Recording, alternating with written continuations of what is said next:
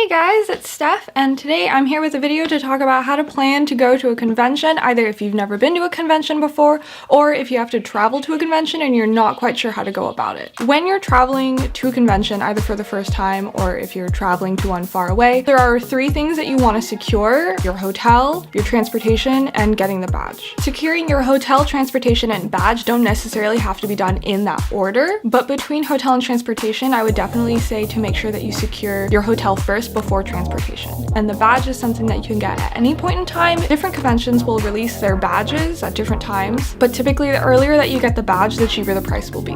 When it comes to hotel, generally when you're planning to go to a convention, if you go on their website, they tend to have a tab with information about hotels that are partnered with the convention. It's generally a better idea to book a hotel room through the convention rather than looking at hotels around the area, because conventions and hotels that partner together will usually offer you a discount so that you get a cheaper room. Conventions and hotels will usually partner together so that you get a better price on hotel room. The hotels that partner with conventions will also typically be closer to the convention in general, either right next to it or within a pretty decent walking distance, or they'll also offer shuttle services to transport you from the hotel to the convention. As a rule of thumb, it's generally better to book a room with a hotel that's working with the convention. Transportation wise, people usually take planes for conventions that are far away, or they'll be driving. When it comes to driving, the only thing you really have to worry about is where you're going to park your car. Typically this will be done at the hotel that you're staying at, but if you're staying at a hotel that's further away from the convention, then you should probably look into parking in the area that's close to the convention. When it comes to taking a plane to travel to a convention that's far away, there are a couple different apps that I know people use to look for the best price when flying to a convention, such as Skyscanner. Typically a general rule of thumb is about 2 months before a convention is a good time to buy a plane ticket. And another thing that's important to consider as well if you're buying a plane ticket to travel to a convention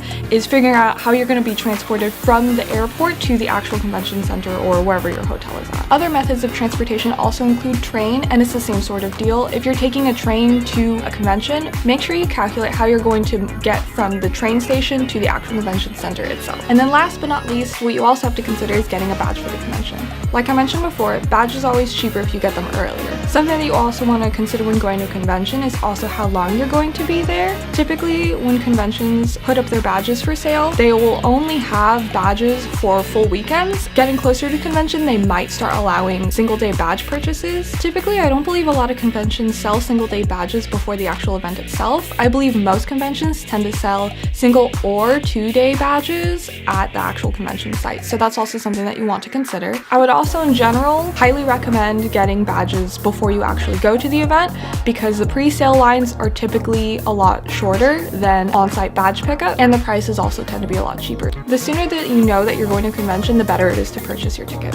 Once you have those three things secured, you're pretty much set for heading to a convention for the first time. Those are the three main things that you have to worry about logistically when it comes to attending a convention, either for the first time or for one that's further away. That's all I got for this topic, so if you guys have any more tips or tricks when it comes to heading to a convention, make sure to let me know in the comments down below. Next time I'll be talking about how to pack for the convention, whether you're a cosplayer or not. Hopefully this video was of some use for you guys, and if you liked it, make sure you like, comment, and subscribe. Thank you guys so much for watching. I'll catch you guys in the next video.